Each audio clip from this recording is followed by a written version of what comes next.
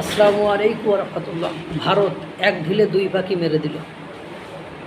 একদিকে মণিপুরকে অশান্ত করা পাবলিকগুলোরে বিদায় করে দিল, অন্যদিকে এই সংকটকালীন মুহূর্তে ইসরায়েলের সাথে সম্পর্কটা পাকাপোক্ত করে নিল। ইহাকেই বলে জ্ঞানীর খেলা।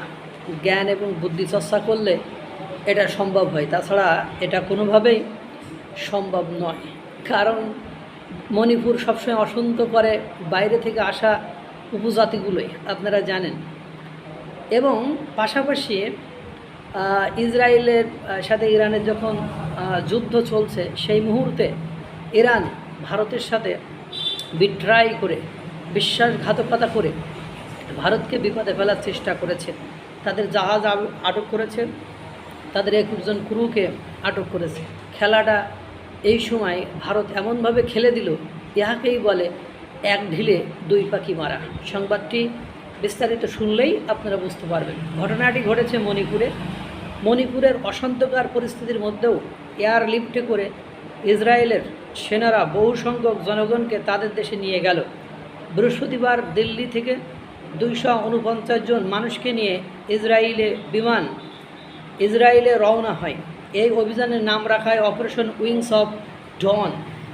তারা 2030 সালের মধ্যে প্রায় 7,000 মানুষকে ভারত থেকে ইসরায়েলে নিয়ে যাবে। 2026 সালের মধ্যে সংখ্যাটি ছাড়িয়ে যাবে কয়েক হাজার। ইসরায়েল যাদেরকে নিয়ে গেছেন তারা হলেন মণিপুর ও মিজোরামের বনে মেনাসে নামক সম্প্রদায়ের কিছু মানুষ। এরা নিজেদেরকে ইহুদিদের হারিয়ে যাওয়া 10টি জনজাতির অন্যতম মেনাসে বংশধর বলে দাবি করে।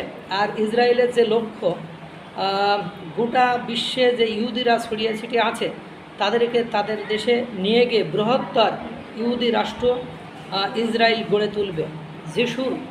যিশুর জন্মের অনেক আগে নাকি তারা নিজ ভূমি ছেড়ে অন্য দেশে স্থানান্তরকরণ হয়ে যায়। ইসরায়েল তাদের ফিরিয়ে নিয়ে যাচ্ছে মূলত 3টি কারণে। যথা এক, জনসংখ্যাতাত্ত্বিক ভারসাম্য।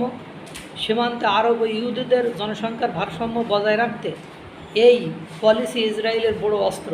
অন্য একটি কারণ হলো সেনা ও যুদ্ধে যোগ দেওয়ানো। কারণ হামাস ও হিজবুল্লাহর সাথে দীর্ঘ যুদ্ধের কারণে ইসরায়েল শ্রমিক আকাল পড়ে গিয়েছে, অর্থাৎ ইসরায়েল এখন আর শ্রমিক পাচ্ছে না, এরা আকাল পড়েছে বা দেখা দিয়েছে। নেপাল আর থাইল্যান্ড থেকে জীবনের ঝুঁকি নিয়ে আর কেউ ইসরায়েলের হয়ে যুদ্ধ করতে যাচ্ছে না। এজন্য তাদের প্রাচীন নাগরিকদেরকে নিয়ে গিয়ে কাজে লাগাতে চাচ্ছে।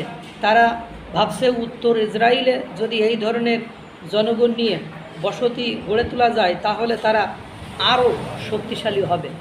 এখন দেখেন, একটা দেশ থেকে অর্থাৎ ভারতের মতো একটা রাষ্ট্র থেকে এদেরকে নিয়ে যাওয়া অত সহজ নয়।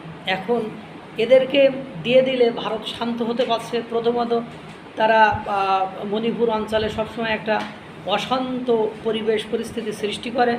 ভারত একদিক থেকে নিজেরা শান্ত হতে পারছে, অন্যদিকে ইসরায়েলের সাথে ভারতের একটা রিলেশন তৈরি হচ্ছে। আবার দেখেন, তারা যেহেতু তাদের নিজেদেরকে ইহুদির বংশধর বলে দাবি করে, সেহেতু তার নিজ দেশ তাদেরকে স্বেচ্ছায় ভালোভাবে ফেরত দিতে চাইলে এখানে তো কোনো আপত্তি নেই। তার চেয়ে বড়ো কথা, ইসরায়েলের সাথে ভারতের বর্তমান সময়ে সম্পর্ক ভালো। ইরানের সাথেও ভালো ছিল, কিন্তু ইরান ইচ্ছা করে পায়ে পাড়া দিয়ে ভারতের সাথে সম্পর্ক খারাপ করে ফেলেছে। ভারত এক ঢিলে দুই পাখি মারার চেষ্টা করেছে। প্রথমত তার দেশকে শান্ত করার জন্য মণিপুর থেকে এদেরকে বিদায় করে দিচ্ছে। দ্বিতীয়ত ইসরায়েলের সাথে এদেরকে দেওয়ার কারণে সম্পর্ক ভালো হয়ে যাচ্ছে। এর নামই জ্ঞানের খেলা, বুদ্ধির খেলা। আসসালামু আলাইকুম রহমতুল্লাহ।